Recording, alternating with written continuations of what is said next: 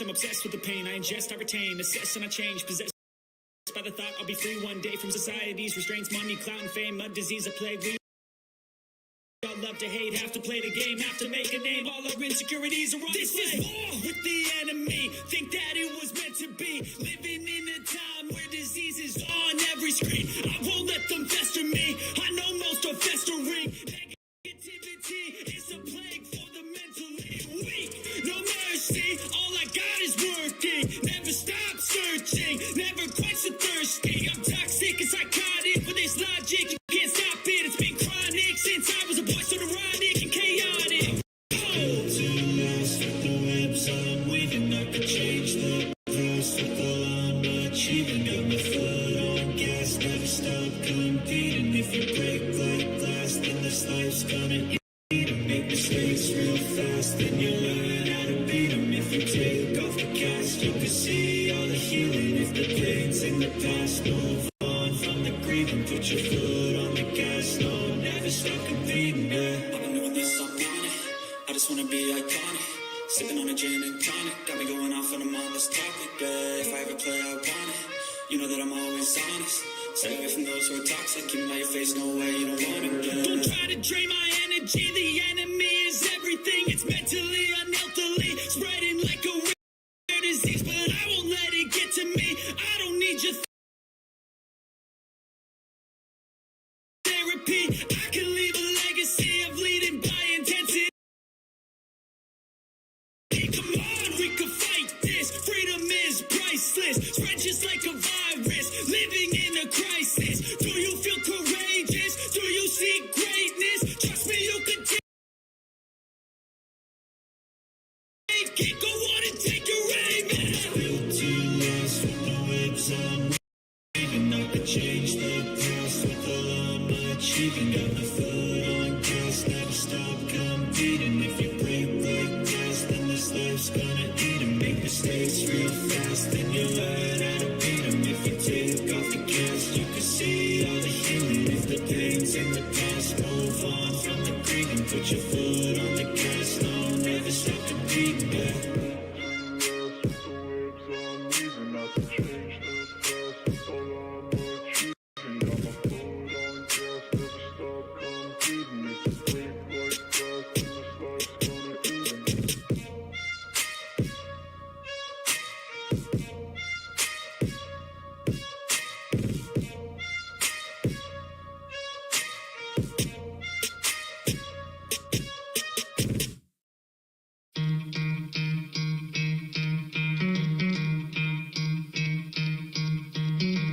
Try to play it, but you're never gonna beat me. Look the other way, what I'm doing ain't easy. Bloody hands stained from the people who deceive me. Bloody hands break through the chains, go free me. Looking for change, looking for pain. Pulling a mob, pushing a train. I'll never stop, stick to a lane. Pick up the pieces and go rearrange. I'll be the best above all the rest, put me to the test.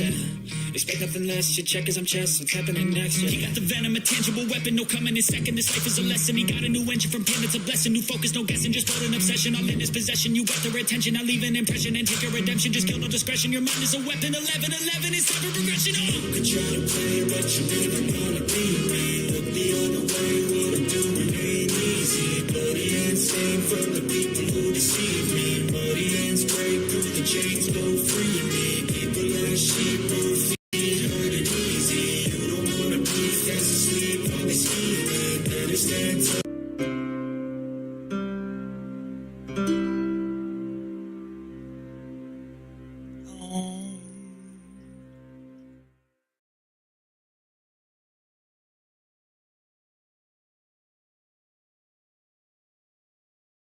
Is the unmanifested the same as being?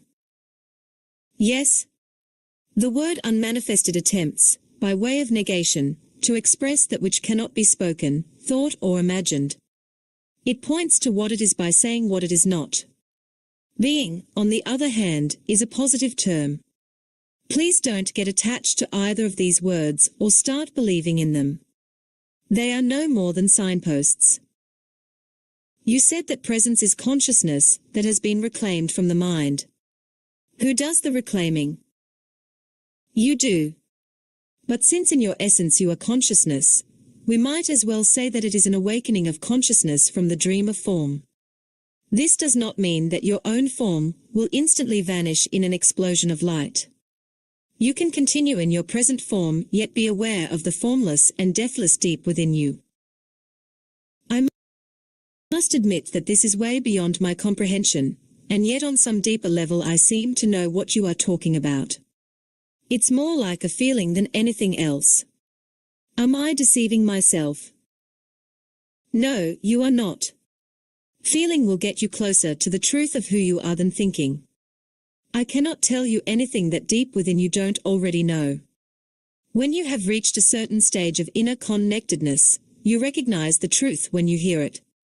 If you haven't reached that stage yet, the practice of body awareness will bring about the deepening that is necessary. 101. The power of now. Slowing down the aging process. In the meantime, awareness of the inner body has other benefits in the physical realm. One of them is a significant slowing down of the aging of the physical body. Whereas the outer body normally appears to grow old and wither fairly quickly, the inner body does not change with time, except that you may feel it more deeply and become it more fully. If you are 20 years old now, the energy field of your inner body will feel just the same when you are 80. It will be just as vibrantly alive. As soon as your habitual state changes from being out of the body and trapped in your mind to being in the body and present in the now, your physical body will feel lighter, clearer, more alive. As there is more consciousness in the body, its molecular structure actually becomes less dense. More consciousness means a lessening of the illusion of materiality. When you become identified more with the timeless inner body than with the outer body, when presence becomes your normal mode of consciousness and past and future no longer dominate your attention, you do not accumulate time anymore in your psyche and in the cells of the body. The accumulation of time, as the psychological burden of past and future greatly impairs the cell's capacity for self-renewal. So if you inhabit the inner body, the outer body will grow old at a much slower rate, and even when it does, your timeless essence will shine through the outer form, and you will not give the appearance of an old person. Is there any scientific evidence for this? Try it out and you will hear the evidence. Strengthening the immune system. Another benefit of this practice in the physical realm is a great strengthening of the immune system, which occurs when you inhabit. 102. The inner body. The body. The more consciousness you bring into the body, the stronger the immune system becomes. It is as if every cell awakens and rejoices. The body loves your attention. It is also a potent form of self-healing. Most illnesses creep in when you are not present in the body. If the master is not present in the house, all kinds of shady activities will take up residence there. When you inhabit your body, it will be hard for unwanted guests to enter.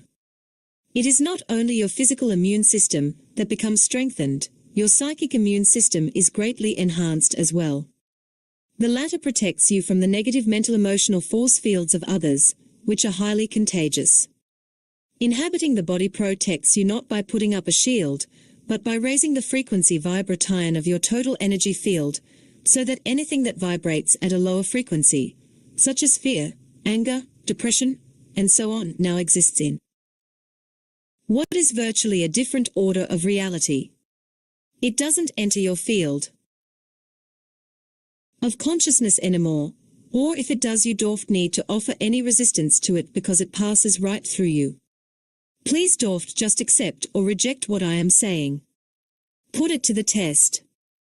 There is a simple but powerful self-healing meditation that you can do whenever you feel the need to boost your immune system. It is particularly effective if used when you feel the first symptoms of an illness, but it also works with illnesses that are already entrenched if you use it at frequent intervals and with an intense focus. It will also counteract any disruption of your energy field by some form of energy activity. However, it is not a substitute for the moment-to-moment practice of being in the body, otherwise, its effect will only be temporary. Here it is. When you are unoccupied for a few minutes, and especially last thing at night before falling asleep and first thing in the morning before getting up, flood your body with consciousness. Close your eyes. Lie flat on your back. Choose different parts of your body to focus your attention on briefly at first: hands, feet, arms, legs, abdomen, chest, head, and so on. Feel the life energy inside those parts as intensely as you can. Stay with each part for 15 seconds. 103. The power of now. Also, then let your attention run through the body like a wave a few times, from feet to head and back again. This need only take a minute or so. After that, feel the inner body in its totality, as a single field of energy. Hold that feeling for a few minutes. Be intensely present during that time, present in every cell of your body. Don't be concerned if the mind occasionally succeeds in drawing your attention out of the body, and you lose yourself in some thought. As soon as you notice that this has happened, just return your attention to the inner body. Let the breath take you into the body. At times, when my mind has been very active, it has acquired such momentum that I find it impossible to take my attention away from it and feel the inner body. This happens particularly when I get into a worry or anxiety pattern. Do you have any suggestions? If at any time you are finding it hard to get in touch with the inner body, it is usually easier to focus on your breathing first. Conscious breathing, which is a powerful meditation in its own right, will gradually put you in touch with the body. Follow the breath with your attention as it moves in and out of your body. Breathe into the body and feel your abdomen expanding and contracting slightly with each inhalation and exhalation. If you find it easy to visualize, close your eyes and see yourself surrounded by light or immersed in a luminous substance, a sea of consciousness. Then breathe in that light. Feel that luminous substance filling up your body and making it luminous also. Then gradually focus more on the feeling. You are now in your body. Don't get attached to any visual image. 104. The inner body. Creative use of mind. If you need to use your mind for a specific purpose, use it in conjunction with your inner body. Only if you are able to be conscious without thought can you use your mind creatively, and the easiest way to enter that state is through your body. Whenever an answer, a solution, or a creative idea is needed, stop thinking for a moment by focusing attention on your inner energy field. Become aware of the stillness. When you resume thinking, it will be fresh and creative. In any thought activity, make it a habit to go back and forth every few minutes, or so between thinking and an inner kind of listening, an inner stillness. We could say, don't just think with your head, think with your whole body. The art of listening. When listening to another person, don't just listen with your mind, listen with your whole body. Feel the energy field of your inner body as you listen. That takes attention away from thinking and creates a still space that enables you to truly listen without the mind interfering. You are giving the other person space to be. It is the most precious gift you can give. Most people don't know how to listen because the major part of their attention is taken up by thinking. They pay more attention to that than to what the other person is saying, and none at all to what really matters, the being of the other person underneath the words and the mind. Of course, you cannot feel someone else's being except through your own. This is the beginning of the realization of oneness, which is love. At the deepest level of being, you are one with all that is. Most human relationships consist mainly of minds interacting. 105. The power of now. With each other, not of human beings communicating, being in common. No relationship can thrive in that way, and that is why there is so much conflict in relationships. When the mind is running your life, conflict, strife and problems are inevitable. Being in touch with your inner body creates a clear space of no mind within which the relationship can flower. 106. Chapter 7. Portals into the unmanifested. Going deeply into the body. Jay can feel the energy inside my body, especially in my arms and legs, but I don't seem to be able to go more deeply, as you suggested earlier. Make it into a meditation. It needn't take long. 10 to 15 minutes of clock time should be sufficient. Make sure first that there are no external distractions, such as telephones or people who are likely to interrupt you. Sit on a chair, but don't lean back. Keep the spine erect. Doing so will help you to stay alert. Alternatively, choose your own favorite position for meditation. Make sure the body is relaxed. Close your eyes. Take a few deep breaths. Feel yourself breathing into the lower abdomen, as it were. Observe how it expands and contracts slightly with each in and out breath. Then become aware of the entire inner energy field of the body. Don't think about it, feel it. By doing this, you reclaim conciseness from the mind. If you find it helpful, use the light visualization I described earlier. When you can feel the inner body clearly as a single field of energy, let go, if possible, of any visual image and focus exclusively on the feeling. If you can, also drop any mental image you may still have of the physical body. All that is left then is an all-encompassing sense of presence or beingness, and the inner body is felt to be without a boundary. Then take your attention even more deeply into that feeling. Become one with it. Merge with the energy field, so that there is 107. The power of now.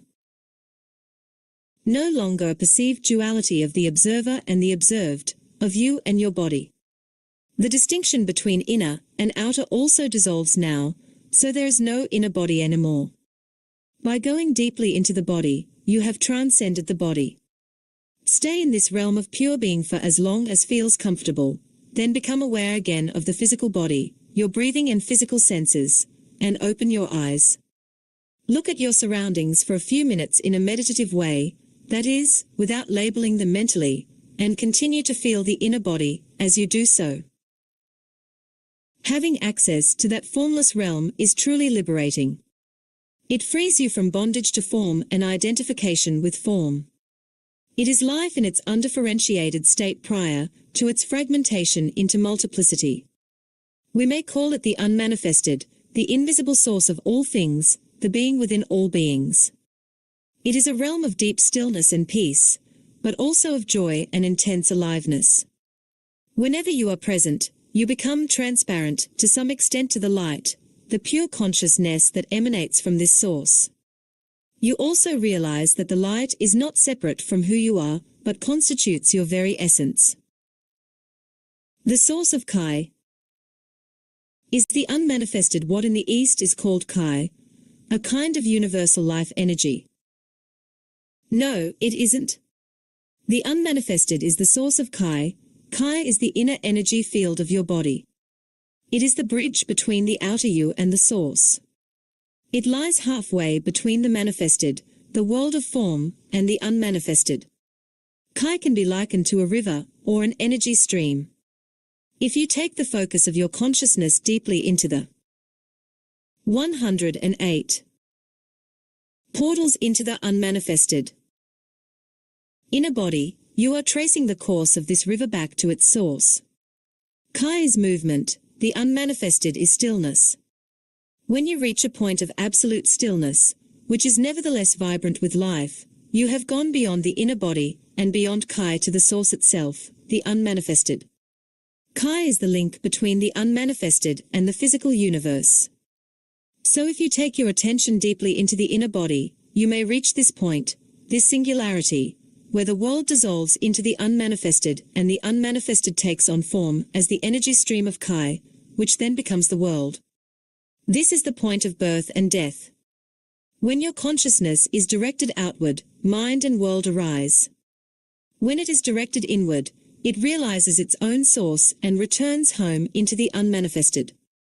Then, when your consciousness comes back to the manifested world, you reassume the form identity that you temporarily relinquished. You have a name, a past, a life situation, a future. But in one essential respect, you are not the same person you were before. You will have glimpsed a reality within yourself that is not of this world, although it isn't separate from it, just as it isn't separate from you. Now let your spiritual practice be this. As you go about your life, don't give IOO% of your attention to the external world and to your mind. Keep some within. I have spoken about this already. Feel the inner body even when engaged in everyday activities, especially when engaged in relationships, or when you are relating with nature. Feel the stillness deep inside it. Keep the portal open. It is quite possible to be conscious of the unmanifested throughout your life. You feel it as a deep sense of peace somewhere in the background, a stillness that never leaves you, no matter what happens out here. You become a bridge between the unmanifested and the manifested, between God and the world. This is the state of connectedness with the source that we call enlightenment. Don't get the impression that the unmanifested is separate from the manifested. How could it be? It is the life within every form, the inner essence of all that exists. It pervades this world. Let me explain. 109. The power of now. Dreamless sleep. You take a journey into the unmanifested every night, when you enter the phase of deep dreamless sleep. You merge with the source. You draw from it the vital energy that sustains you for a while when you return to the manifested, the world of separate forms. This energy is much more vital than food. Man does not live by bread alone. But in dreamless sleep, you don't go into it consciously.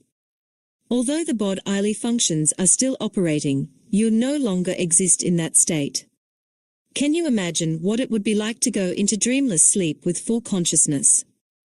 It is impossible to imagine it, because that state has no content. The unmanifested does not liberate you until you enter it consciously. That's why Jesus did not say the truth will make you free, but rather, you will know the truth, and the truth will make you free. This is not a conceptual truth. It is the truth of eternal life beyond form, which is known directly or not at all. But don't attempt to stay conscious in dreamless sleep. It is highly unlikely that you will succeed. At most, you may remain conscious during the dream phase, but not beyond that. This is called lucid dreaming, which may be interesting and fascinating, but it is not liberating. So use your inner body as a portal through which you enter the unmanifested, and keep that portal open so that you stay connected with the source at all times. It makes no difference, as far as the inner body is concerned, whether your outer physical body is old or young, frail or strong. The inner body is timeless.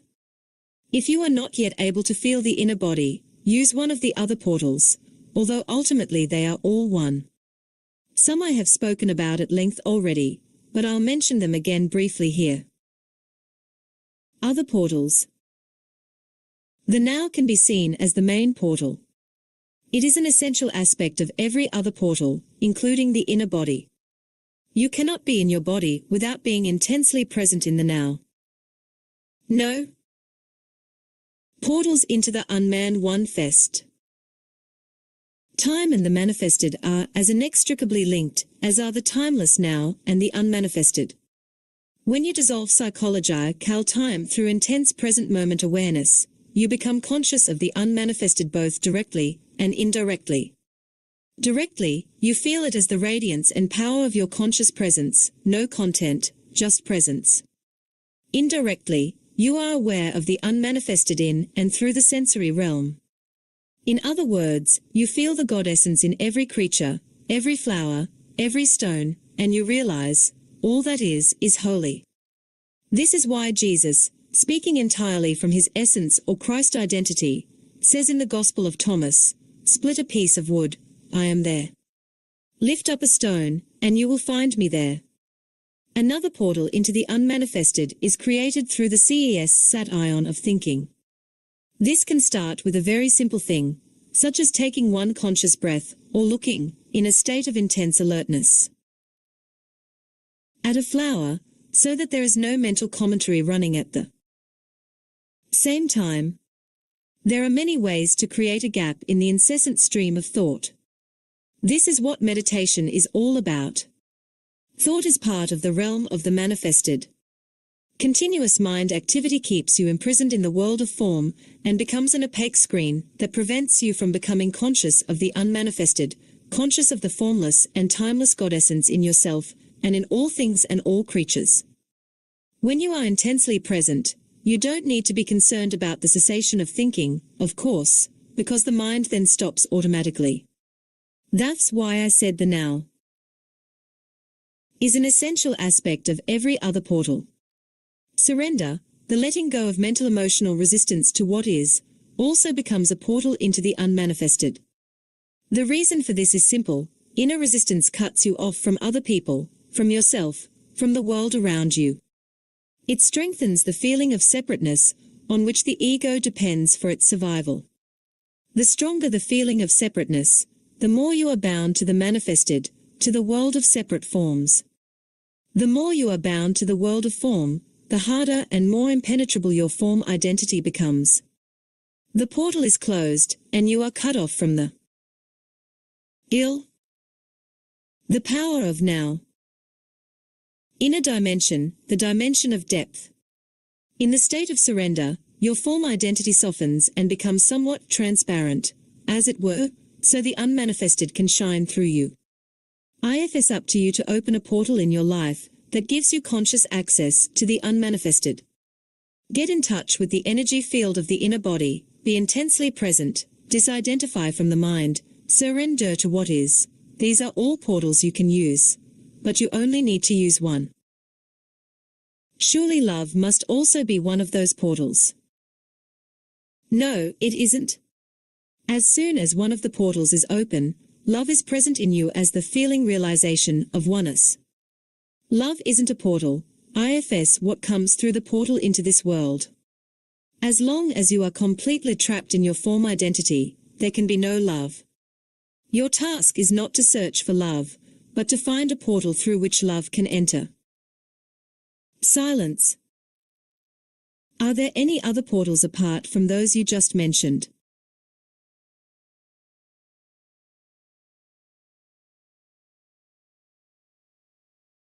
Yes, there are. The unmanifested is not separate from the manifest ED. It pervades this world, but it is so well disguised that almost everybody misses it completely. If you know where to look, you'll find it everywhere. A portal opens up every moment. Do you hear that dog barking in the distance? Or that car passing by? Listen carefully. Can you feel the presence of the unmanifested in that? You can't. Look for it in the silence out of which the sounds come and into which they return. Pay more attention to the silence than to the sounds.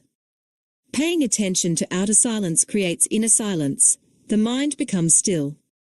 A portal is opening up. Every sound is born out of silence, dies back into silence, and during its lifespan is surrounded by silence. Silence enables the sound to 112. Portals into the UNMANIFESTE. D. B. It is an intrinsic, but unmanifested part of every sound, every musical note, every song, every word. The unmanifested is present in this world as silence. This is why it has been said that nothing in this world is so like God as silence. All you have to do is pay attention to it. Even during a conversation, become conscious of the gaps between words, the brief silent intervals between sentences. As you do that, the diamond scion of stillness grows within you. You cannot pay attention to silence without simultaneously becoming still within. Silence without, stillness within. You have entered the unmanifested. Space. Just as no sound can exist without silence, nothing can exist without no thing, without the empty space that enables it to be. Every physical object or body has come out of nothing, is surrounded by nothing, and will eventually return to nothing. Not only that, but even inside every physical body there is far more nothing than something. Physicists tell us that the solidity of matter is an illusion. Even seemingly solid matter, including your physical body, is nearly 0% empty space. So vast are the distances between the atoms compared to their size. What is more, even inside every atom there is mostly empty space. What is left is more like a vibrational frequency than particles of solid matter, more like a musical note. Buddhists have known that for over 2,500 years. Form is emptiness, emptiness is form, states the Heart Sutra, one of the best-known ancient Buddhist texts. The essence of all things is emptiness.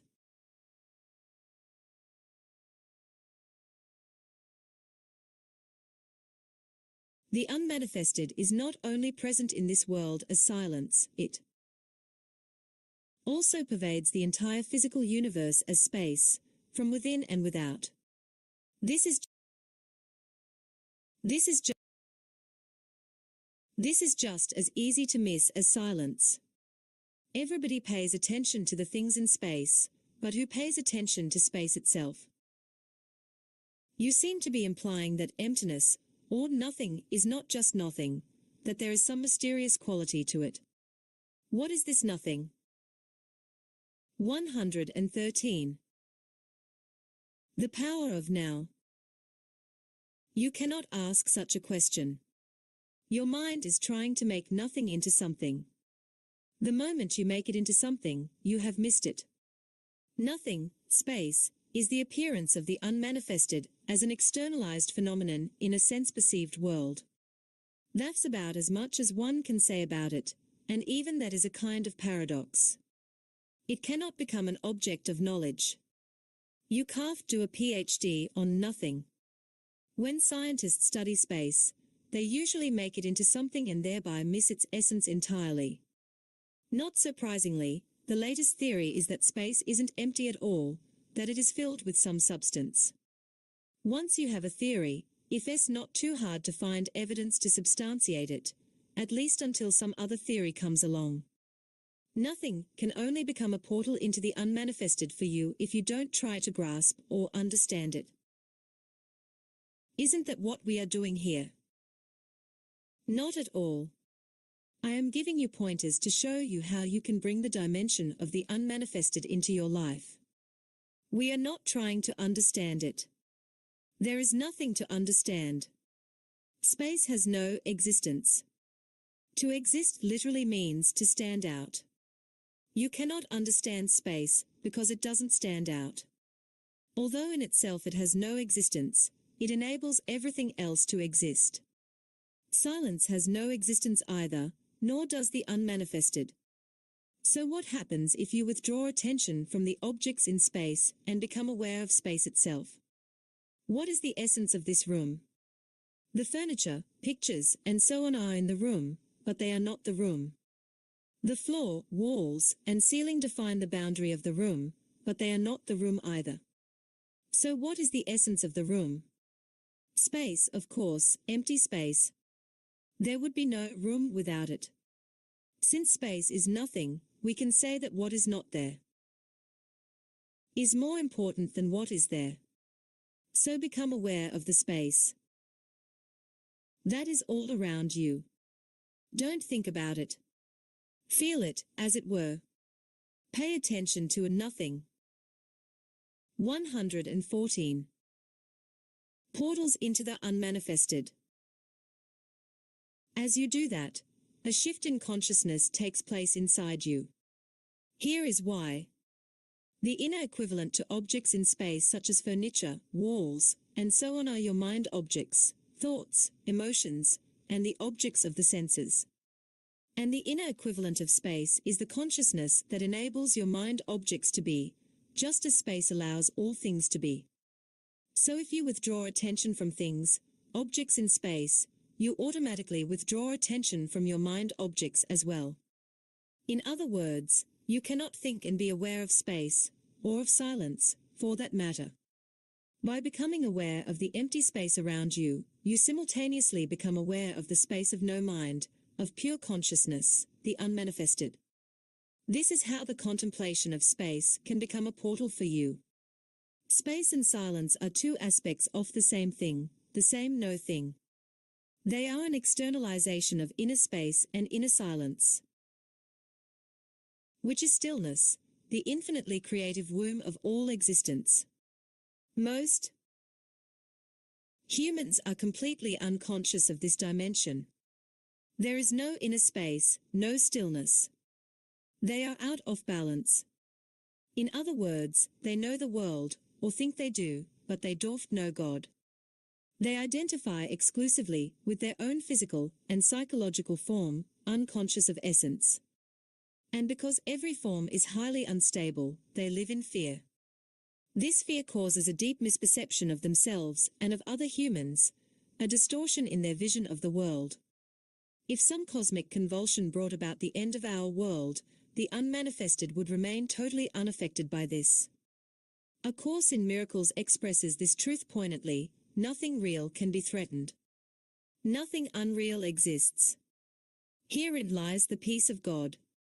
If you remain in conscious connection with the unmanifested, you value, love, and deeply respect the manifested and every life form in it as an expression of the one life beyond form. You also know that every form is destined to dissolve again, and that ultimately nothing out here matters all that much. You have overcome the world, in the words of Jesus, or, as the Buddha put it, you have crossed over to the other shore. 115. The power of now. The true nature of space and time. Now consider this: if there were nothing but silence, it wouldn't exist for you, you wouldn't know what it is. Only when sound appears does silence come into being. Similarly, if there were only space without any objects in space, it wouldn't exist for you. Imagine yourself as a point of consciousness floating in the vastness of space, no stars, no galaxies, just emptiness. Suddenly, space wouldn't be vast anymore, it would not be there at all. There would be no speed, no movement from here to there. At least 2 points of reference are needed for distance and space to come into being. Space comes into being the moment the one becomes two, and as two become the 10,000 things. As Lao Tse calls the manifested world, space becomes more and more vast. So world and space arise simultaneously. Nothing could be without space, yet space is nothing. Before the universe came into being, before the Big Bang, if you like, there wasn't a vast empty space waiting to be filled. There was no space, as there was no thing. There was only the unmanifested, the one. When the one became the 10,000 things, suddenly space seemed to be there and enabled the many to be. Where did it come from? Was it created by God to accommodate the universe? Of course not. Space is no thing, so it was never created. Go out on a clear night and look up at the sky. The thousands of stars you can see with the naked eye are no more than an infinitesimal fraction of what is there. 1,000 million galaxies can already be detected with the most powerful telescopes, each galaxy an island universe, containing thousands of millions of stars. Yet what is even more awe-inspiring is the infinity of space itself, the depth and stillness that allows all of that magnificence to be. Nothing could be more awe-inspiring and majestic than the inconceivable vastness and stillness of space, and yet what is it? Emptiness, vast emptiness. What appears to us as space in our universe perceived through 116. Portals into the unmanifested. The mind and the senses is the unmanifested itself, externalized. It is the body of God. And the greatest miracle is this, that stillness and vastness that enables the universe to hear, is not just out there in space, it is also within you. When you are utterly and totally present, you encounter it as the still inner space of no mind. Within you, it is vast in depth, not an extension. Spatial extension is ultimately a misperception of infinite depth, an attribute of the one transcendental reality. According to Einstein, space and time are not separate. I don't really understand it, but I think he is saying that time is the fourth diamond scion of space. He calls it the space-time continuum. Yes. What you perceive externally as space and time are ultimately illusory, but they contain a core of truth. They are the two essential attributes of God, infinity and eternity, perceived as if they had an external existence outside you. Within you, both space and time have an inner equivalent that reveals their true nature, as well as your own.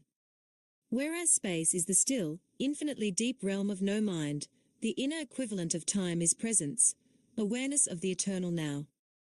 Remember that there is no distinction between them. When space and time are realized within as the unmanifested, no mind and presence, external space and time continue to exist for you, but they become much less important. The world, too, continues to exist for you, but it will not bind you anymore.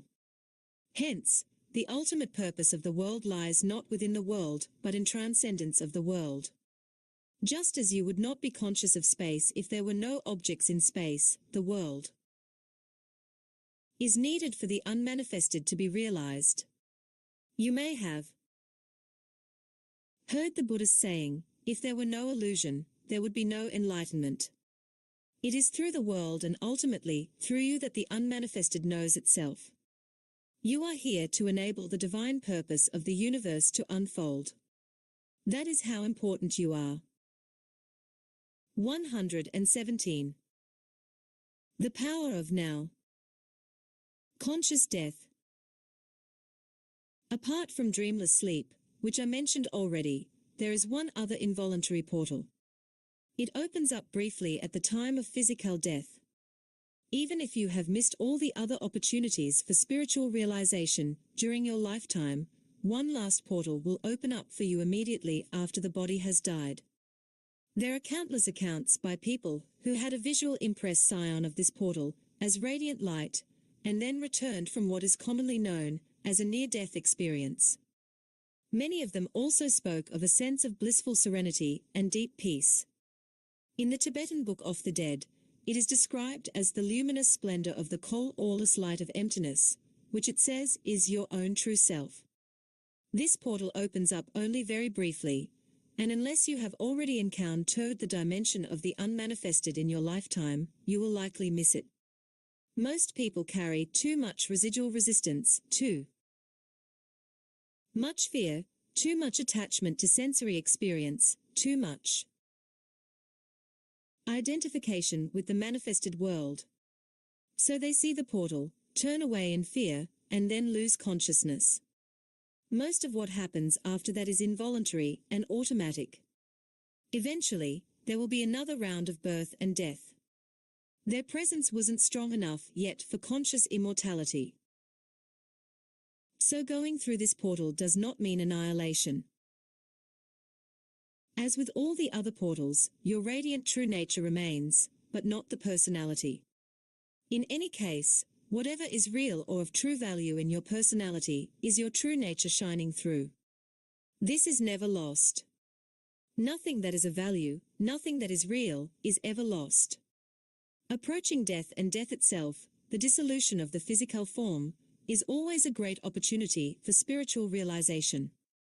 This opportunity is tragically missed most of the time, since we live in a culture that is almost totally ignorant of death, as it is almost totally ignorant of anything that truly matters. 118. Portals into the unmanifested. Every portal is a portal of death, the death of the false self. When you go through it, You cease to derive your identity from your psychological, mind-made form. You then realize that death is an illusion, just as your identification with form was an illusion. The end of illusion, that's all that death is. It is painful only as long as you cling to illusion. 119. Chapter 8. Enlightened. Relationships. Enter the now from wherever you are. Jay always thought that true enlightenment is not possible except through love in a relationship between a man and a woman. Isn't this what makes us whole again? How can one's life be fulfilled until that happens? Is that true in your experience? Has this happened to you? Not yet, but how could it be otherwise? I know that it will happen. In other words, you are waiting for an event in time to save you. Is this not the core error that we have been talking about? Salvation is not elsewhere in place or time. It is here and now. What does that statement mean? Salvation is here and now. I don't understand it. I don't even know what salvation means. Most people pursue physical pleasures or various forms of psychological gratification because they believe that those things will make them happy or free them from a feeling of fear or lack. Happiness may be perceived as a heightened sense of aliveness attained through physical pleasure, or a more secure and more complete sense of self attained through some form of psychological gratification. This is the search for salvation from a state of unsatisfactoriness or insufficiency. Invariably, any satisfaction that they obtain is short-lived, so die. 121. The power of now.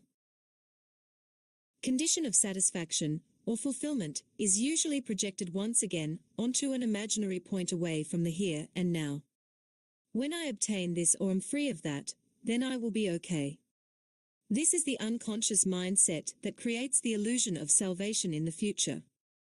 True salvation is fulfillment, peace, life in all its fullness. It is to be who you are, to feel within you the good that has no opposite, the joy of being that depends on nothing outside itself. It is felt not as a passing experience, but as an abiding presence. In theistic language, it is to know God not as something outside you, but as your own innermost essence. True salvation is to know yourself as an inseparable part of the timeless and formless one life from which all that exists derives its being. True salvation is a state of freedom from fear, from suffering, from a perceived state of lack and insufficiency, and therefore from all wanting, needing, grasping, and clinging. It is freedom from compulsive thinking, from negativity, and above all from past and future as a psychological need. Your mind is telling you that you cannot get there from here. Something needs to happen, or you need to become this or that before you can be free and fulfilled. It is saying, in fact, that you need time, that you need to find, sort out, do, achieve, acquire, become, or understand something before you can be free or complete. You see time as the means to salvation, whereas in truth it is the greatest obstacle to salvation. You think that you can't get there from where and who you are at this moment because you are not yet complete or good enough, but the truth is that here and now is the only point from where you can get there. You get there by realizing that you are there already. You find God the moment you realize that you don't need to seek God. So there is no only way to salvation. Any condition can be used, but no particular condition is needed. However, there is only one point of access, the now. There can be no salvation away from this moment. You are lonely and without a partner. Enter the now from there. You are in a relationship. Enter the now from there. There is nothing you can ever do or attain that will get you closer. 122. Enlightened relationships. To salvation than it is at this moment. This may be hard to grasp for a mind accustomed to thinking that everything worthwhile is in the future.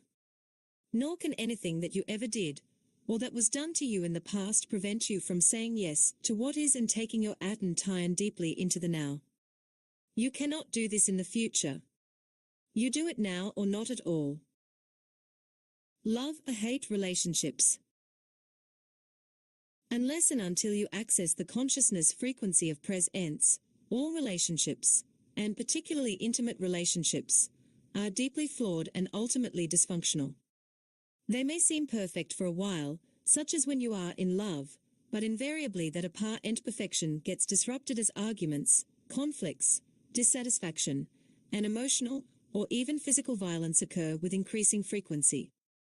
It seems that most love relationships become love or hate relationships before long. Love can then turn into savage attack, feelings of hostility, or complete withdrawal of affection at the flick of a switch. This is considered normal. The relationship then oscillates for a while, a few months or a few years, between the polarities of love and hate, and it gives you as much pleasure as it gives you pain. It is not uncommon for couples to become addicted to those cycles. Their drama makes them feel alive. When a balance between the positive and negative polarities is lost and the negative, destructive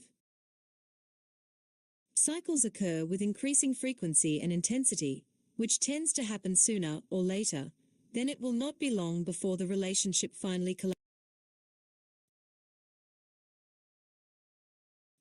collapses. It may appear that if you could only eliminate the negative or destructive cycles, then all would be well and the relationship would flower beautifully, but alas, this is not possible. The polarities are 123. The power of now. Mutually interdependent. You cannot have one without the other. The positive already contains within itself the as yet unmanifested negative. Both are in fact different aspects of the same dysfunction. I am speaking here of what is commonly called romantic relationships, not of true love, which has no opposite because it arises from beyond the mind. Love as a continuous state is as yet very rare as conscious human beings. Brief and elusive glimpses of love, however, are possible whenever there is a gap in the stream of mind. The negative side of a relationship is, of course, more easily recognizable as dysfunctional than the positive one. And it is also easier to recognize the source of negativity in your partner than to see it in yourself. It can manifest in many forms: possessiveness, jealousy, control, withdrawal and unspoken resentment, the need to be right, insensitivity and self-absorption, emotional demands and manipulation. The urge to argue, criticize, judge, blame, or attack, anger. Unconscious revenge for past pain inflicted by a parent, rage and physical violence. On the positive side, you are in love with your partner. This is at first a deeply satisfying state. You feel intensely alive. Your ex's tense has suddenly become meaningful because someone needs you, wants you, and makes you feel special, and you do the same for him or her. When you are together, you feel whole. The feeling can become so intense that the rest of the world fades into insignificance. However, you may also have noticed that there is a neediness and a clinging quality to that intensity. You become addicted to the other person. He or she acts on you like a drug. You are on a high when the drug is available, but even the possibility, or the thought that he or she might no longer be there for you can lead to jealousy, possessiveness, attempts at manipulation through emotional blackmail, blaming and accusing, fear of loss. If the other person does leave you, this can give rise to the most intense hostility, or the most profound grief and despair. In an instant, loving tenderness can turn into a savage attack or dreadful grief. Where is the love now? Can love change into its opposite in an instant? Was it love in the first place, or just an addictive grasping and clinging? 124. Enlightened relationships. Addiction and the search for wholeness. Why should we become addicted to another person? The reason why the romantic love relationship is such an intense and universally sought-after experience is that it seems to offer liberation from a deep-seated state of fear, need, lack, and incompleteness that is part of the human condition in its unredeemed and unenlightened state. There is a physical, as well as a psychological dimension to this state. On the physical level, you are obviously not whole, nor will you ever be. You are either a man or a woman, which is to say, one half of the whole. On this level, the longing for wholeness, the return to oneness, manifests as male-female attraction, man's need for a woman, woman's need for a man. It is an almost irresistible urge for union with the opposite energy polarity. The root of this physical urge is a spiritual one, the longing for an end to duality, a return to the state of wholeness. Sexual union is the closest you can get to this state on the physical level. This is why it is the most deeply satisfying experience the physical realm can offer. But sexual union is no more than a fleeting glimpse of wholeness, an instant of bliss. As long as it is unconsciously sought as a means of salvation, you are seeking the end of duality on the level of form, where it cannot be found. You are given a tantalizing glimpse of heaven, but you are not allowed to dwell there, and find yourself again in a separate body. On the psychological level, the sense of lack and incompleteness is, if anything, even greater than on the physical level. As long as you are identified with the mind, you have an externally derived sense of self.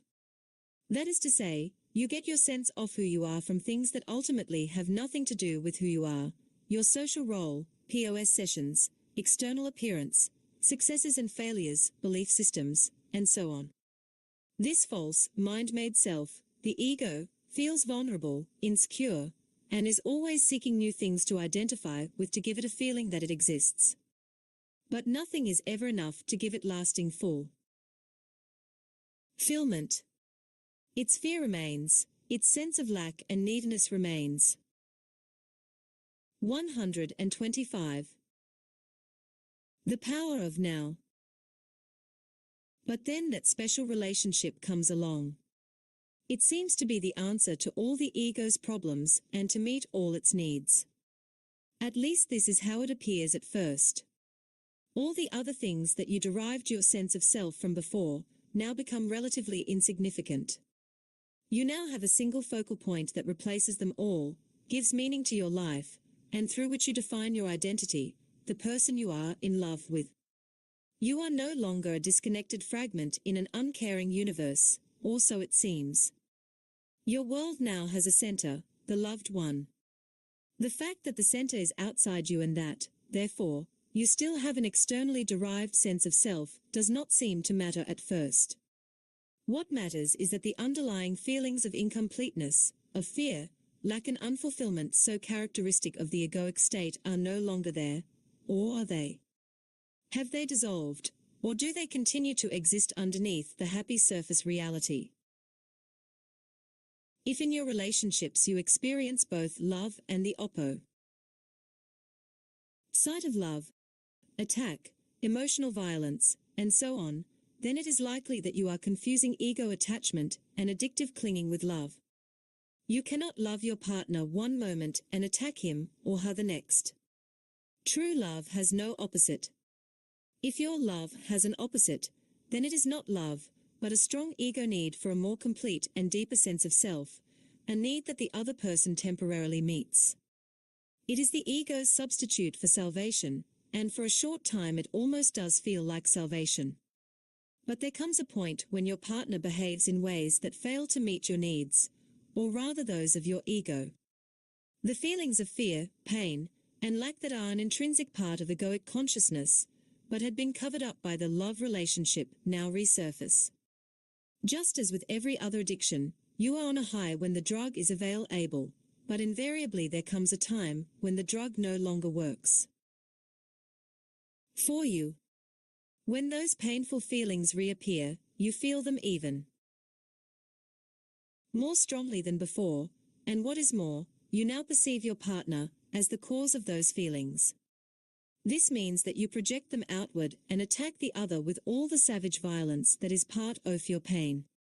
This attack may awaken the partner's own pain and 126.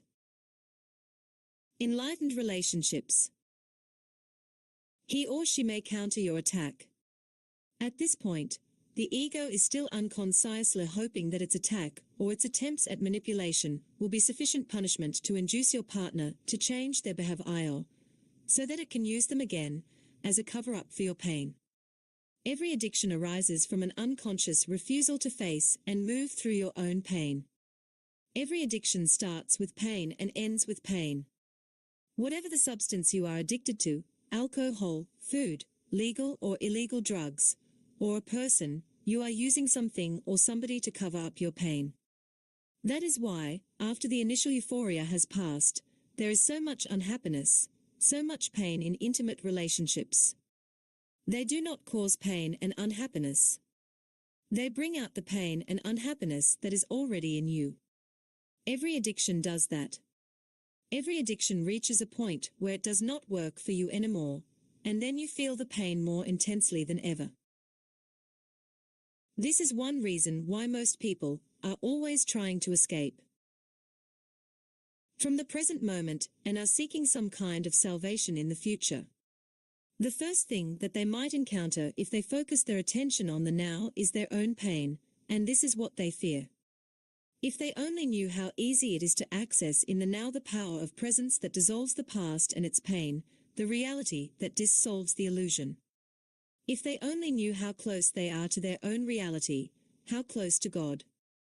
Avoidance of relationships in an attempt to avoid pain is not the answer either. The pain is there anyway. 3 failed relationships in as many years are more likely to force you into awakening than 3 years on a desert island or shut away in your room. But if you could bring intense presence into your aloneness, that would work. For you too. 127. The power of now. From addictive to enlightened relationships. Can we change an addictive relationship into a true one? Yes. Being present and intensifying your presence by taking your attention ever more deeply into the now, whether you are living alone or with a partner, this remains the key. For love to flourish, the light of your presence needs to be strong enough so that you no longer get taken over by the thinker or the pain body and mistake them for who you are. To know yourself as the being underneath the thinker, the stillness underneath the mental noise, the love and joy underneath the pain, is freedom, salvation, enlightenment. To disidentify from the pain body is to bring presence into the pain and thus transmute it. To disidentify from thinking is to be the silent watcher of your thoughts and behavior, especially the repetitive patterns of your mind and the roles played by the ego. If you stop investing it with selfness, the mind loses its compulsive quality, which basically is the compulsion to judge, and so to resist what is, which creates conflict, drama, and new pain. In fact, the moment that judgment stops through acceptance of what is, you are free of the mind. You have made room for love, for joy, for peace. First you stop judging yourself, then you stop judging your partner. The greatest catalyst for change in a relationship is complete accept. Chance of your partner, as he or she is, without needing to judge or change them in any way. That immediately takes you beyond ego. All mind games and all addictive clinging are then over. There are no victims and no perpetrators anymore, no accuser and accused. This is also the end of all codependency, of being drawn into somebody else's unconscious pattern and thereby enabling it to continue. You will then either separate, in love, or move ever more deeply into the now together, into being. Can it be that simple? Yes, it is that simple. Love is a state of being. Your love is not outside, it is deep within you. You can never lose it, and it cannot leave you. It is not dependent. 128. Enlightened relationships. On some other body, some external form. In the stillness of your presence, you can feel your own formless and timeless reality as the unmanifested life that animates your physical form. You can then feel the same life deep within every other human and every other creature. You look beyond the veil of form and separation. This is the realization of oneness. This is love. What is God? The eternal one life underneath all the forms of life. What is love? To feel the presence of that one life deep within yourself and within all creatures. To be it. Therefore, all love is the love of God. Love is not selective, just as the light of the sun is not selective. It does not make one person special. It is not exclusive. Exclusivity is not the love of God, but the love of ego. However, the intensity with which true love is felt can vary. There may be one person who reflects your love back to you more clearly and more intensely than others, and if that person feels the same toward you, it can be said that you are in a love relationship with him or her. The bond that connects you with that person is the same bond that connects you with the person sitting next to you on a bus, or with a bird, a tree, a flower. Only the degree of intensity with which it is felt differs. Even in an otherwise addictive relationship, there may be moments when something more real shines through, something beyond your mutual addictive needs. These are moments when both your and your partner's mind briefly subside and the pain body is temporarily in a dormant state. This may sometimes happen during physical intimacy, or when you are both witnessing the miracle of childbirth, or in the presence of death, or when one of you is seriously ill, anything that renders the mind powerless. When this happens, your being, which is usually buried underneath the mind. 129. The power of now becomes revealed, and it is this that makes true communication possible. True communication is communion, the realization of oneness, which is love. Usually, this is quickly lost again, unless you are able to stay present enough to keep out the mind and its old patterns. As soon as the mind and mind identification return, you are no longer yourself, but a mental image of yourself, and you start playing games and roles again to get your ego needs met. You are a human mind again, pretending to be a human being, interacting with another mind, playing a drama called love. Although brief glimpses are possible, love cannot flourish unless you are permanently free of mind identification, and your presence is intense enough to have dissolved the pain body, or you can at least remain present as the watcher. The pain body cannot then take you over, and so become destructive of love. Relationships as spiritual practice.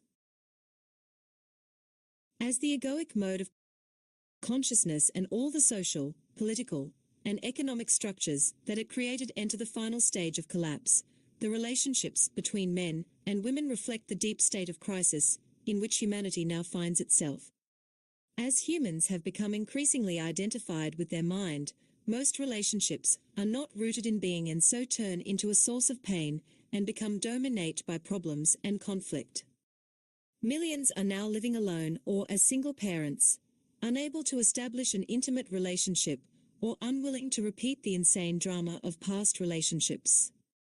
Others go from one relationship to another, from one pleasure and pain cycle to another, in search of the elusive goal of fulfillment through union with the opposite energy polarity. Still others compromise and continue to be together in a dysfunctional relationship in which negativity prevails, for the sake of the children or security, through force of habit, fear of being alone, or some other mutually beneficial arrangement, or even through the 130. Enlightened relationships. Unconscious addiction to the excitement of emotional drama and pain. However, every crisis represents not only danger, but also opportunity. If relationships energize and magnify egoic mind patterns and activate the pain body, as they do at this time, why not accept this fact rather than try to escape from it? Why not cooperate with it instead of avoiding relationships or continuing to pursue the phantom of an ideal partner as an answer to your problems or a means of feeling fulfilled? The opportunity that is concealed within every crisis does not manifest until all the facts of any given situation are acknowledged and fully accepted. As long as you deny them, as long as you try to escape from them or wish that things were different, the window of opportunity does not open up, and you remain trapped inside that situation, which will remain the same or deteriorate further. With the acknowledgement and acceptance of the facts also comes a degree of freedom from them. For example, when you know there is disharmony and you hold that knowing, through your knowing a new factor has come in, and the disharmony cannot remain unchanged.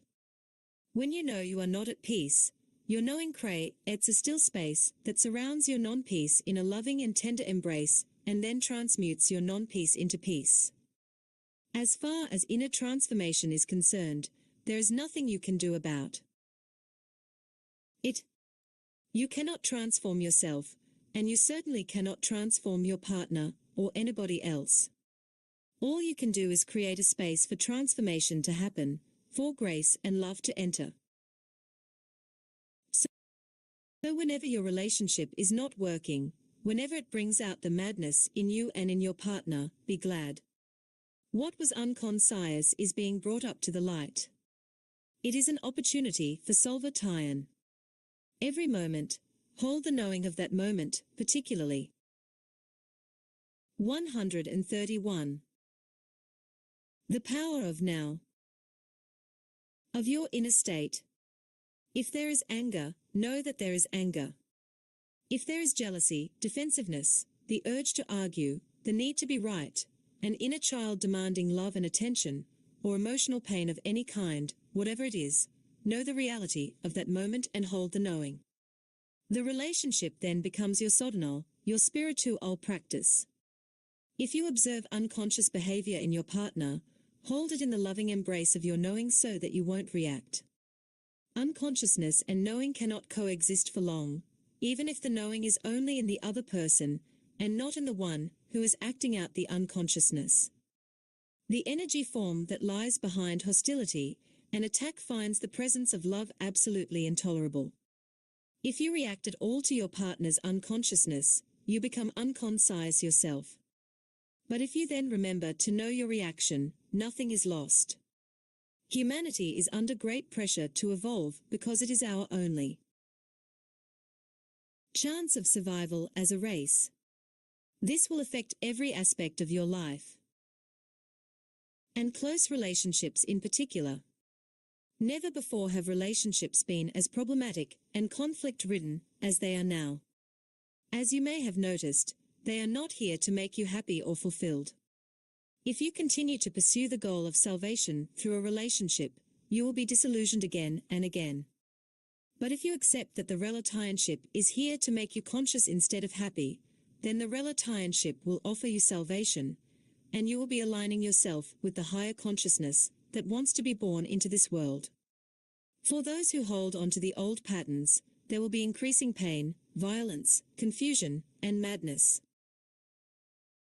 I suppose that it takes two to make a relationship into a spiritual practice, as you suggest. For example, my partner is still acting out his old patterns of jealousy and control. I have pointed this out many times, but he is unable to see it. How many people does it take to make your life into a spiritual practice? Never mind if your partner will not cooperate. Sanity, Con. 132. Enlightened relationships. Consciousness can only come into this world through you. You do not need to wait for the world to become sane, or for somebody else to become conscious, before you can be enlightened. You may wait forever. Do not accuse each other of being unconscious. The moment you start to argue, you have identified with a mental position and are now defending not only that position, but also your sense of self. The ego is in charge. You have become unconscious. At times, it may be appropriate to point out certain aspects of your partner's behavior. If you are very alert, very present, you can do so without ego involvement, without blaming, accusing, or making the other wrong. When your partner behaves unconsciously, relinquish all judgment. Judgment is either to confuse someone's unconscious behavior with who they are, or to project your own unconsciousness onto another person and mistake that for who they are. To relinquish judgment does not mean that you do not recognize dysfunction and unconsciousness when you see it. It means being the knowing rather than being the reaction and the judge. You will then either be totally free of reaction, or you may react and still be the knowing, the space in which the reaction is watched and allowed to be. Instead of fighting the darkness, you bring in the light. Instead of reacting to delusion, you see the delusion yet at the same time look through it. Being the knowing creates a clear space of flowing presence that allows all things and all people to be as they are. No greater catalyst for transformation exists. If you practice this, your partner cannot stay with you and remain unconscious. If you both agree that the relationship will be your spiritual practice, so much the better. You can then express your thoughts and feelings to each other as soon as they occur, or as soon as a reaction comes up, so that you do not create a time gap in which an unexpressed or unacknowledged emotion or grievance can fester and grow. Learn to give expression to what you feel without blaming. Learn to listen to your partner in an open, non-defensive way. Give your partner space for expressing himself or herself. Be present. Accusing, defending, attacking, all those patterns that are designed. 133. The power of now. To strengthen or protect the ego, or to get its needs met will then become redundant. Giving space to others and to yourself is vital. Love cannot flourish without it.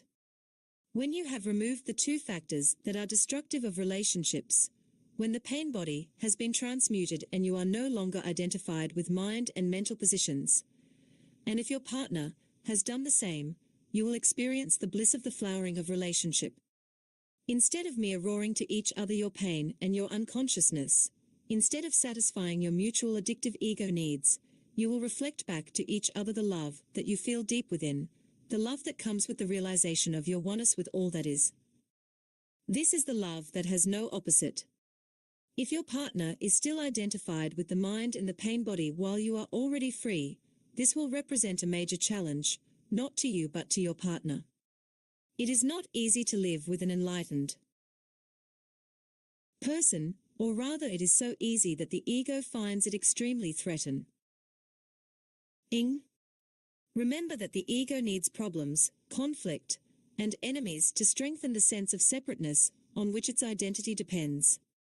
The unenlightened partner's mind will be deeply frustrated because its fixed positions are not resisted, which means they will become shaky and weak, and there is even the danger that they may collapse altogether, resulting in loss of self. The pain body is demanding feedback and not getting it. The need for argument, drama, and conflict is not being met. But beware, some people who are unresponsive, withdrawn, insensitive, or cut off from their feelings may think and try to convince others that they are enlightened, or at least that there is nothing wrong with them and everything wrong with their partner. Men tend to do that more than women. They may see their female partners as irrational or emotional. But if you can feel your emotions, you are not far from the radiant inner body just underneath. If you are mainly in your head, the distance is much greater, and you need to bring consciousness into the emotional body before you can reach the inner body. If there isn't an emanation of love and joy, complete presence and 134. Enlightened relationships. Openness toward all beings, then it is not enlightenment. Another indicator is how a person behaves in difficult or challenging situations or when things go wrong. If your enlightenment is egoic self-delusion, then life will soon give you a challenge that will bring out your unconsciousness in whatever form, as fear, anger, defensiveness, judgment, depression, and so on. If you are in a relationship, many of your challenges will come through your partner. For example, a woman may be challenged by an unresponsive male partner who lives almost entirely in his head. She will be challenged by his inability to hear her, to give her attention and space to be, which is due to his lack of presence. The absence of love in the relationship, which is usually more keenly felt by a woman than a man, will trigger the woman's pain body, and through it she will attack her partner, blame, criticize, make wrong, and so on. This in turn now becomes his challenge to defend himself against her pain bodies. Attack, which he sees as totally unwarranted, he will become even more deeply entrenched in his mental positions as he justifies, defends himself, or counterattacks. Eventually, this may activate his own pain body. When both partners have thus been taken over, a level of deep unconsciousness has been reached, of emotional violence. Savage attack and counterattack. It will not subside until both pain bodies have replenished themselves and then enter the dormant stage. Until the next time. This is only one of an endless number of possible scenarios. Many volumes have been written, and many more could be written, about the ways in which unconsciousness is brought out in male-female relationships. But, as I said earlier, once you understand the root of the dysfunction, you do not need to explore its countless manifestations. Let's briefly look again at the scenario I have just described. Every challenge that it contains is actually a disguised opportunity for salvation. At every stage of the unfolding dysfunctional process, freedom from unconsciousness is possible. For example, the woman's hostility could become a signal for the man to come out of his mind. 135. The power of now. Identified state, awaken into the now, become present, instead of becoming even more identified with his mind, even more unconscious. Instead of being the pain body, the woman could be the knowing that watches the emotional pain in herself, thus accessing the power of the now and initiating the transmutation of the pain. This would remove the compulsive and automatic outward projection of it. She could then express her feelings to her partner. There is no guarantee, of course, that he will listen, but it gives him a good chance to become present and certainly breaks the insane cycle of the involuntary acting out of old mind patterns. If the woman misses that opportunity, the man could watch his own mental emotional reaction to her pain, his own defensiveness, rather than being the reaction. He could then watch his own pain body being triggered and thus bring consciousness into his emotions. In this way, a clear and still space of pure awareness would come into being. The knowing, the silent witness, the watcher. This awareness does not deny the pain and yet is beyond it.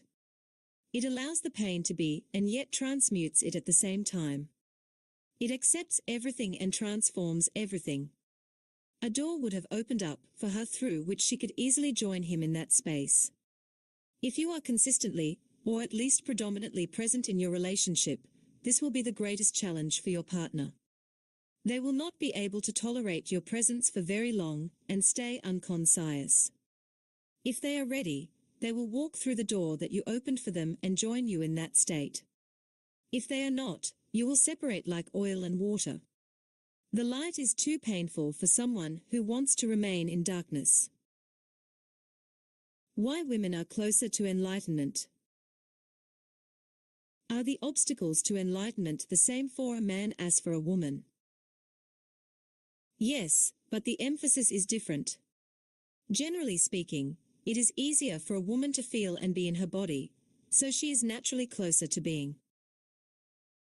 136. Enlightened relationships. And potentially closer to enlightenment than a man. This is why many ancient cultures instinctively chose female figures, or analogies, to represent, or describe the formless and transcendental reality. It was often seen as a womb that gives birth to everything in creation, and sustains and nourishes it during its life as form. In the Tao Te Ching, one of the most ancient and profound books ever written, the Tao, which could be translated as being, is described as infinite, eternally present, the mother of the universe. Naturally, women are closer to it than men since they virtually embody the unmanifested. What is more, all creatures and all things must eventually return to the source. All things vanish into the Tao. It alone endures. Since the source is seen as female, this is represented as the light and dark sides of the archetypal feminine in psychology and mythology. The goddess or divine mother has two aspects: she gives life, and she takes life. When the mind took over and humans lost touch with the reality of their divine essence, they started to think of God as a male figure. Society became male-dominated, and the female was made subordinate to the male. I am not suggesting a return to earlier female representations of the divine. Some people now use the term goddess instead of God. They are redressing a balance between male and female that was lost a long time ago, and that is good. But it is still a representation and a concept, perhaps temporarily useful, just as a map or a signpost is temporarily useful, but more a hindrance than a help when you are ready to realize the reality beyond all concepts and images. What does remain true, however, is that the energy frequency of the mind appears to be essentially male. The mind resists, fights for control, uses, manipulates, attacks, tries to grasp and possess, and so on. This is why the traditional god is a patriarchal, controlling authority figure, an often angry man, who you should live in fear of, as the Old Testament suggests. This god is a projection of the human mind. To go beyond the mind and reconnect with the deeper reality of being, very different qualities are needed: surrender, non-judgment. 137. The power of now. An openness that allows life to be instead of resisting it, the capacity to hold all things in the loving embrace of your knowing. All these qualities are much more closely related to the female principle. Whereas mind energy is hard and rigid, being energy is soft and yielding and yet infinitely more powerful than mind. The mind runs our civilization, whereas being is in charge of all life on our planet and beyond.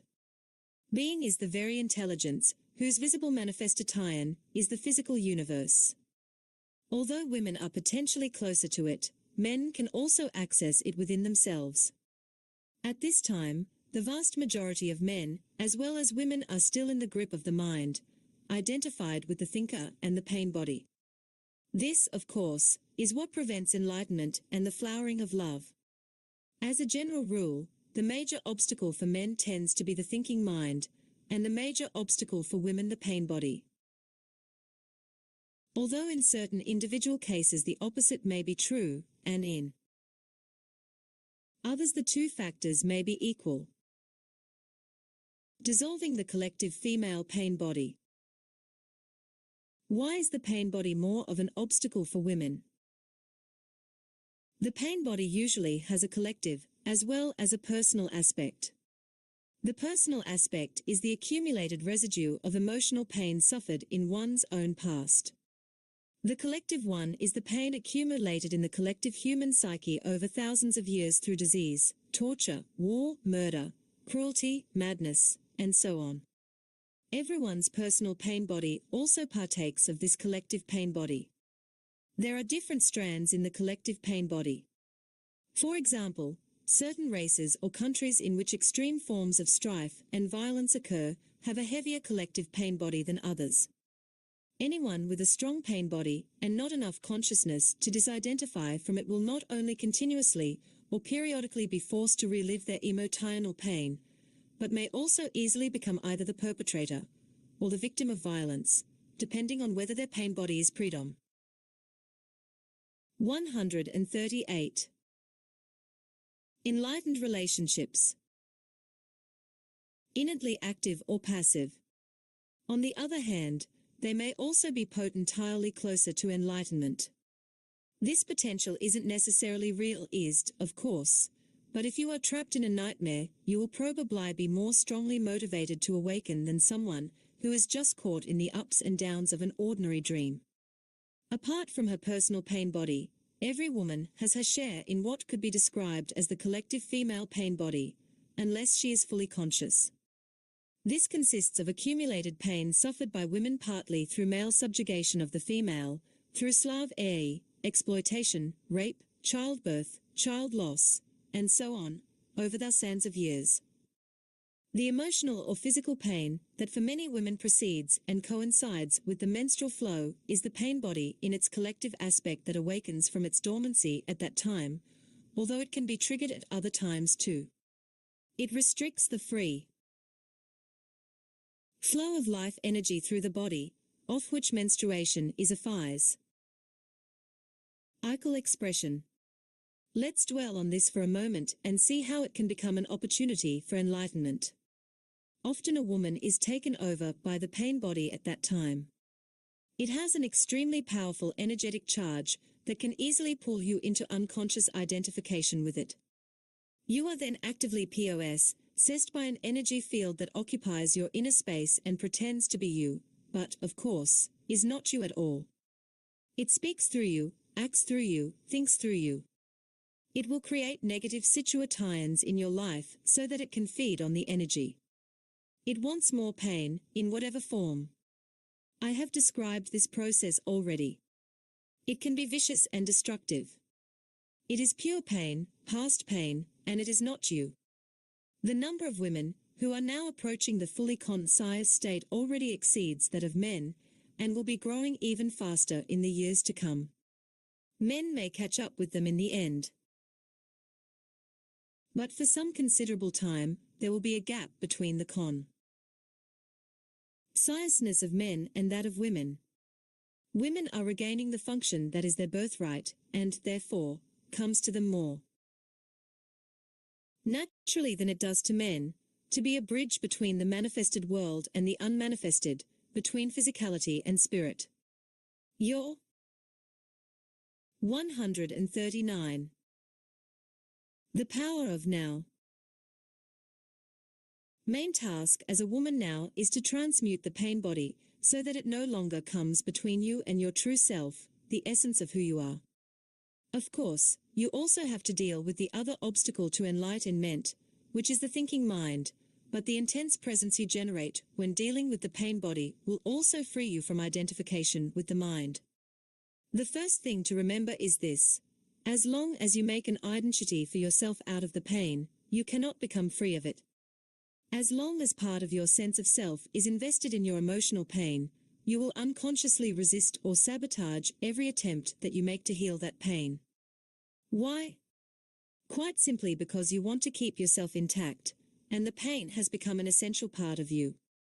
This is an unconscious process, and the only way to overcome it is to make it conscious. To suddenly see that you are, or have been attached to your pain, can be quite a shocking realization. The moment you realize this, you have broken the attachment. The pain body is an energy field, almost like an entity, that has become temporarily lodged in your inner space. It is life energy that has become trapped, energy that is no longer flowing. Of course, the pain body is there because of certain things that happened in the past. It is the living past in you, and if you identify with it, you identify with the past. A victim identity is the belief that the past is more powerful than the present, which is the opposite of the truth. It is the belief that other people and what they did to you are responsible for who you are now, for your emotional pain, or your inability to be your true self. The truth is that the only power there is contained within this moment. It is the power of your presence. Once you know that, you also realize that you are responsible for your inner space now, nobody else is, and that the past cannot prevail against the power of the now. 140. Enlightened relationships. So identification prevents you from dealing with the pain body. Some women, who are already conscious enough to have relinquished their victim identity on the personal level, are still holding on to a collective victim identity, what men did to women. They are right, and they are also wrong. They are right inasmuch as the collective female pain body is in large part due to male violence inflicted on women and repression of the female principle throughout the planet over millennia. They are wrong if they derive a sense of self from this fact and thereby keep themselves imprisoned in a collective victim identity. If a woman is still holding on to anger, resentment, or condemnation, she is holding on to her pain body. This may give her a comforting sense of identity